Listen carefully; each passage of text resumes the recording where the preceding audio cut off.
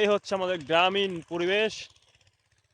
কুয়াশা 2-3 দিন ধরে খুব ঠান্ডা পড়েছে। তো আসলে গ্রামে না আসলে শহরের মানুষ বুঝবেই না গ্রামে যে কি পরিমাণে ঠান্ডা থাকে। তো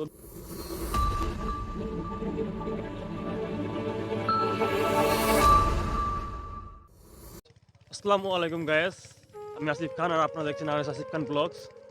তো সবাই কেমন আছেন? আলহামদুলিল্লাহ আমিও ভালো আছি। তো আপনাদের জন্য গ্রামে যখন বন্ধ তখন চলে আসলাম এই সরিষা খেতে দেখতে পাচ্ছেন আমার পিছনে অনেক সরিষা ক্ষেত আছে। আসলে শীতের দিনে সরিষা ক্ষেতগুলো খুবই ভালো লাগে। তো কার কার এই সরিষা ক্ষেতের ছবি তুলতে ভালো লাগে একটু জানাবেন অবশ্যই। তো চলেন পুরো সরিষা ক্ষেত আজকে আমরা ঘুরে দেখবো। যখন গ্রামে এসেছি বিকেলে চলে যাব, কারণ শনিবার দিন অফিস খোলা দিয়েছে, সেজন্য একটু ঘুরে ঘুরে দেখি, আপনাদেরও দেখাই। তো ভালো লাগলে একটি লাইক, একটি কমেন্ট, একটি সাবস্ক্রাইব করে দিবেন। সবাইকে ধন্যবাদ। এটা হচ্ছে আমাদের বিক্রমপুরের খাঁটি সোনা আলু। তো বন্ধুরা, এই আলু কার কার পছন্দ একটু লাইক একটু কমেন্ট করে জানিয়ে যাও। এ শিবু কই যাও তুমি? হ্যাঁ কি কাও? আমু পাড়া না ভাই ওই হালাই ভালো পজিশন যুবদলে আছে বুঝছো রাখি কাম করে খাওয়া লাগবো না আমরা তো বুঝছো আমরা তো যুবদলে আছি। জুদ তাই পড়ছে তারেক দিয়ে বসে তো দেশে। তোমার কাকা কি আইবো না মিঠু কাকায় মিঠু কাকা কইতে পারি না, আইতে পারে। ওই আমগা আইবো। হায়দালি কাকার এটা উঠাই হবে ওটা যে কিছু বলেন কাকারে কিছু কোন আপনি কাকারে দাও বিএনপিতে কিছু কোন বিএমপির কিছু কই দেবো না, বিএমপি এবার ক্ষমতায় করবো। ওটাইবো ওই দুই বাড়ি করলো একবার আর মেশিনটা উঠাইলে হ্যাসে উঠাও আবার এটা কি আলাদা জায়গায় বুনছে?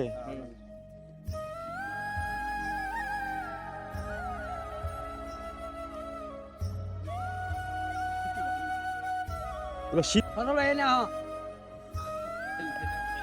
হলো ভাই তার আলু বুনস নাই? বিজি একটু ধরে রাখো এদিকে হ এই না হ শালা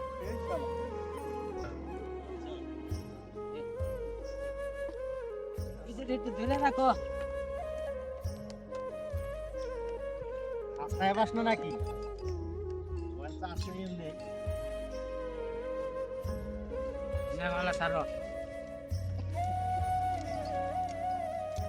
আলু উৎপাদন করতে যে কত কষ্ট, আসলে এটা হচ্ছে আপনারা ঢাকায় বসে বসে এটা বুঝবেন না, কারণ এটা অনুভব করতে হলে গ্রামে যেতে হবে। এই যে ভোর সকালবেলা এত শীত, ঠান্ডা, কুয়াশা, হিমশীতল আবহাওয়া, তার ভিতরে এরা ওষুধ দিতে চলে আসছে আলু খেতে।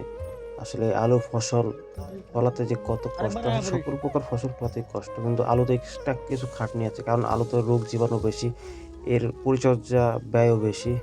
তো এরা হচ্ছে সকাল সকাল ভিটামিন দিচ্ছে, ওষুধ দিচ্ছে। আলুতে প্রচুর পরিমাণে ভিটামিন দিতে হয়, তো ভিটামিন ছাড়া আলু বড় হয় না। তো তারিখ বাইতে দেখতে বাইতে খাওন পাচ্ছেন দিয়ে যাই ওদম করে। শীতের শুরুতেই আলু গাছ রোপণ করা হয়েছে। এখন যত শীত পড়বে আলু তত বড় হবে, বা গাছ যত হবে আলু তত বেশি হবে। তো শীত পড়লে আলুর ফলন বেশি ভালো হয়, বা শীত পড়েছে আলুর ফলনটা খুব ভালো হয়।